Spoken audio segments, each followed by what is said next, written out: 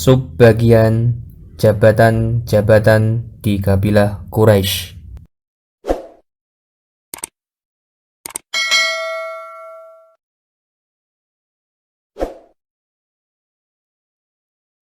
Di dalam pemerintahan kabilah Quraisy terdapat 15 jabatan bagi pemimpin-pemimpin suku yang dibawahinya. Jabatan itu dibagi secara adil dan merata demi kepuasan para pemimpin suku dan agar masyarakat mereka bebas dari perpecahan dan perselisihan.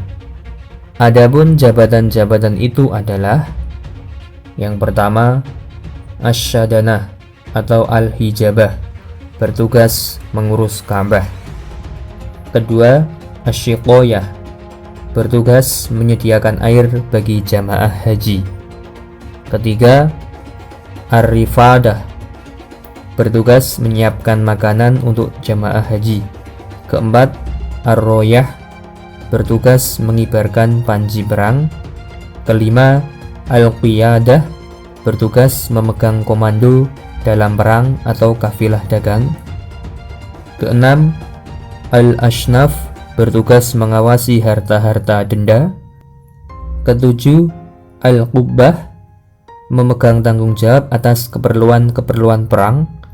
Kedelapan, Al-Ainah, bertugas memegang tanggung jawab atas hewan tunggangan pada saat perang. Kesembilan, An-Nadwah, bertugas mengurus tempat musyawarah dan tempat berkumpul para pembesar Quraisy yang telah berusia lebih dari 40 tahun untuk membicarakan perkara-perkara penting.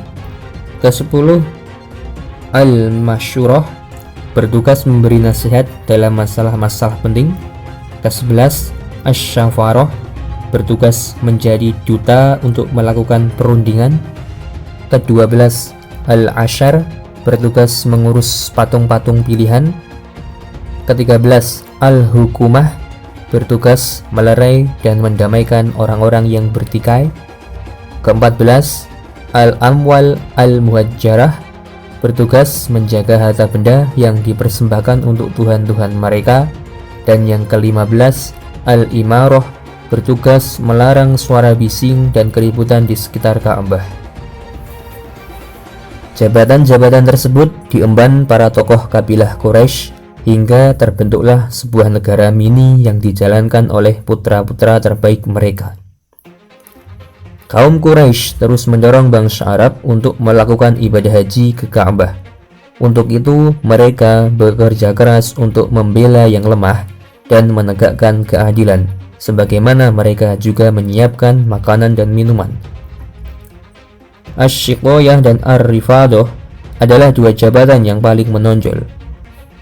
Asy-Syiqoyah ialah menyediakan minum bagi jamaah haji dari air Zam-Zam.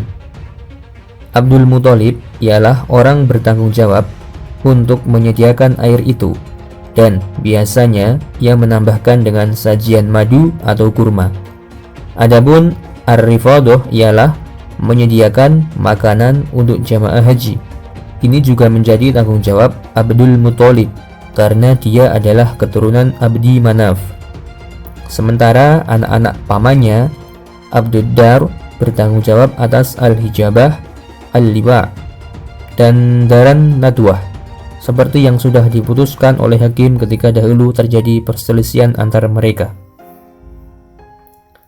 Meskipun anak-anak Abduddar telah berkuasa secara formal atas Dar an-Nadwah, namun secara non-formal Abdul Muthalib lah yang menguasai Dar an-Nadwah karena dia adalah pemimpin Quraisy dan Mekah.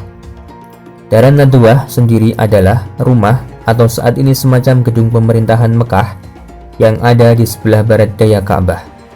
Rumah itu dibangun oleh Qusay bin Kilab pada tahun 440 Masehi. Para pembesar Quraisy yang dipimpin oleh Abdul Muthalib sering berkumpul di Darun Nadwah untuk membahas berbagai perkara penting. Salah satu pertemuan paling penting pada masa Abdul Muthalib adalah pertemuan kaum Quraisy pada saat kedatangan Raja Abraha dari Yaman yang memimpin pasukan gajah untuk memerangi Mekah dan menghancurkan Ka'bah.